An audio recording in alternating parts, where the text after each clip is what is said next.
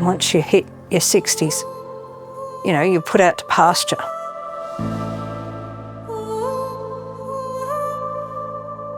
I live with a degenerative eye disease, and I had such qualms about whether or not I was going to be able to do the job.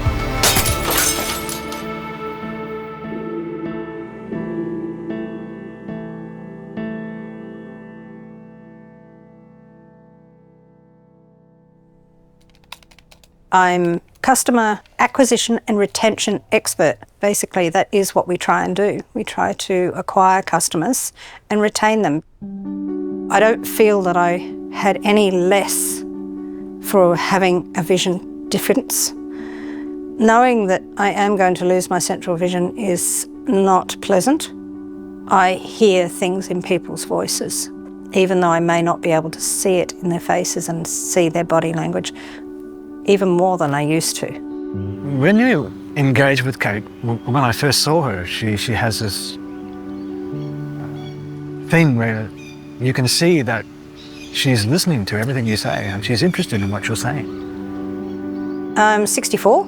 I sort of got here the hard way. When I was 18, I was involved in a motorcycle accident and was very badly hurt. And back then, PTSD wasn't a thing. And I spent 5 years shutting my house.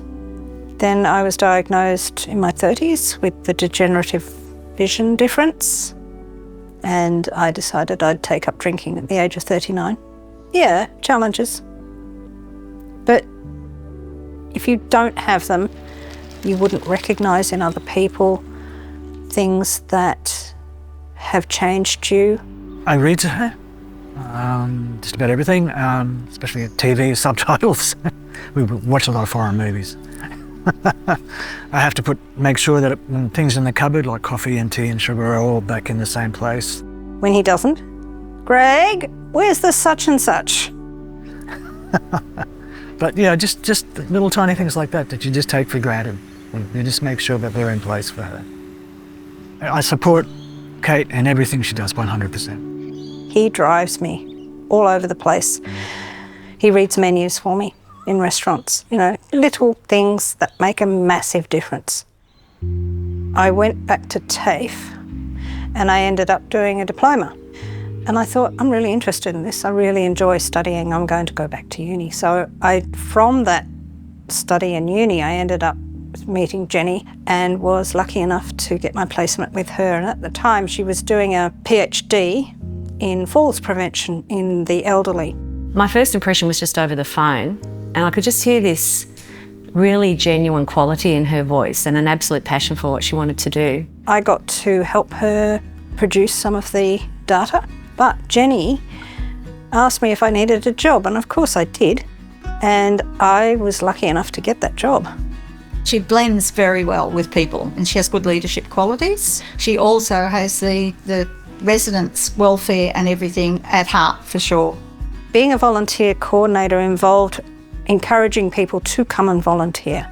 A lot of the time it was because they had to do something for Centrelink, but when I started to tell them about the work, you could see them seeing the possibilities. If they were suitable, I would onboard them. Seeing what Cate did is really what inspired me to get back into doing volunteering. She really throws herself in above and beyond. Things that might have been a little difficult for her, entering data into the computer, that kind of thing, she always just found a way to make it work. She was very solutions focused. She would move mountains to get somewhere on public transport herself. She just made it work. Just her positive attitude is just awesome. It inspires everyone. I was a volunteer coordinator for a year, and then I moved into a positive living role. The key role of the positive living team was to give our residents the opportunity to live the best life they could and to get back to things they thought they couldn't do again. She came up with the brilliant idea of getting audiobooks for them. Oh, I can't read. Well, let me introduce you to talking books. Oh, I can't do the gardening anymore. You want to make a bet? There was no such thing as not being able to do something. She likes to sit and have a chat, and she does a bit of knitting. She is a lovely lady and very caring. Where she might have not been able to do certain things, she could do much more with other things. So we focused on the things she could contribute. Working at Woman Bay with the residents was the joy of my life, and it suddenly stopped, which was devastating. I had an unrelated accident.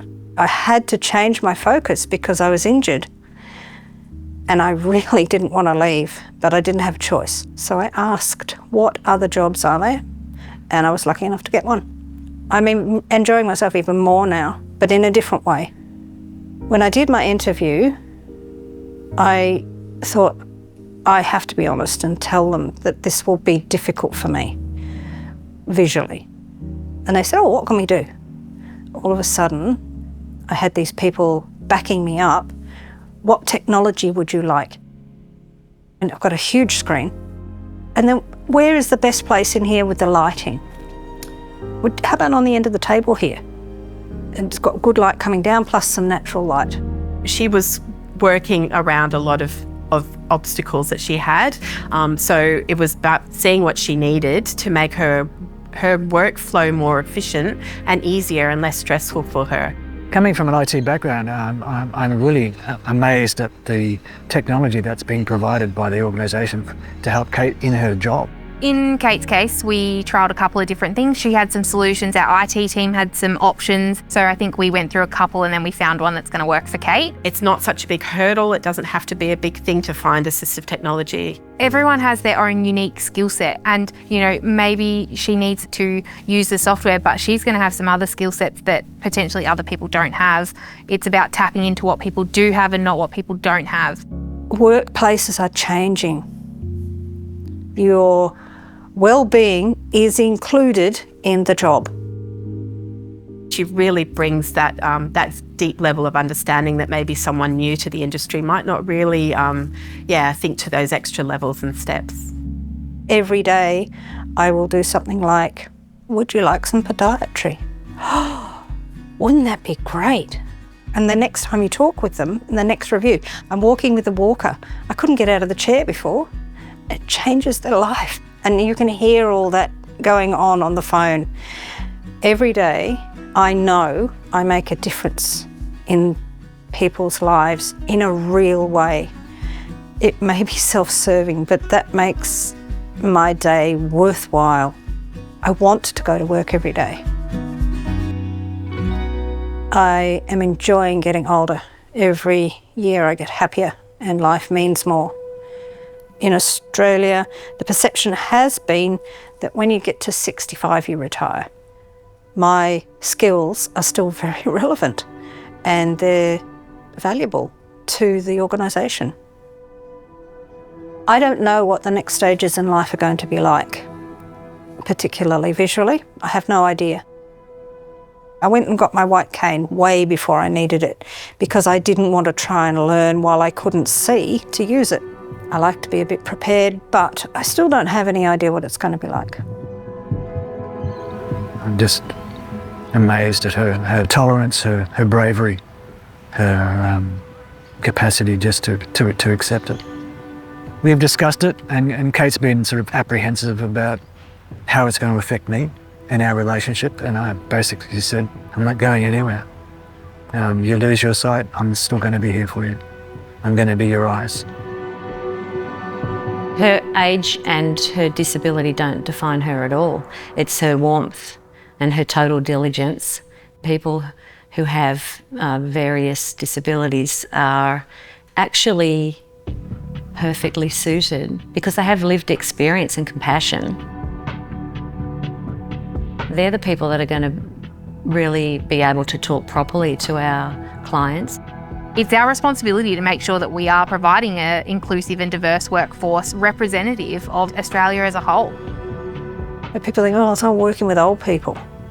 Well, duh, of course you are working with old people. But each of those people have lived a long life, and it's interesting to give them the dignity of being able to live in a way that they've lived in the past. It's an encouraging and fulfilling place to work.